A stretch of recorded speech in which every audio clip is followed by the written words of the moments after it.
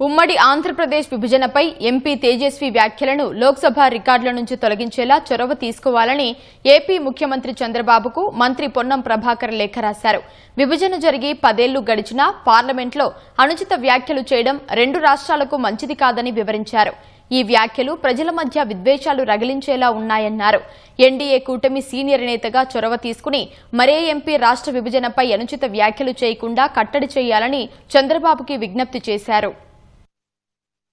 ఆంధ్రప్రదేశ్ ముఖ్యమంత్రి నారా చంద్రబాబు నాయుడు గారికి 75వ జన్మదిన శుభాకాంక్షలు తెలియజేస్తూ విభజన జరిగిన తర్వాత రెండు రాష్ట్రాల ప్రజలు సహృద్భావ వాతావరణంలో అన్ని రకాల సంబంధాలను కొనసాగిస్తూ రెండు తెలుగు రాష్ట్రాల అభివృద్ధి చెందాలని కోరుకుంటా ఉన్నాం. కానీ ఇటీవల జరిగిన అనేక పరిణామాలు విభజనను అవమానపరిచే విధంగా జరుగుతున్నటువంటి వ్యాఖ్యల్లో కూటమి రాజకీయ నాయకులుగా భారతీయ జనతా పార్టీ నాయకత్వం మీద ఒత్తిడి తెచ్చి భారత్ పాకిస్తాన్లతో పోల్చినటువంటి వ్యాఖ్యల్ని రికార్డు నుంచి తొలగించి మరి ఇటువంటి సహృద్భావ వాతావరణం చెడిపోకుండా చూడాలని కోరుతారు. ఎందుకంటే విభజన అనేటువంటి ప్రజల ఆకాంక్షలకు అనుగుణంగా జరిగింది. విభజన జరిగి 10 సంవత్సరాలు అయిన తర్వాత కూడా ఇంకా అటువంటి అంశం మీద గెలకడం అనేటువంటిది మనకు మంచిగా. ఇప్పుడు భారతదేశము పాకిస్తాన్, మరి ఆంధ్రప్రదేశ్ తెలంగాణ ఏ రాష్ట్రం భారతదేశము, ఏ రాష్ట్రం పాకిస్తాన్, ఆ విధంగా వ్యాఖ్యలు చేయడం వల్ల ఈ రెండు రాష్ట్రాల ప్రజలకు మంచిది కాదు.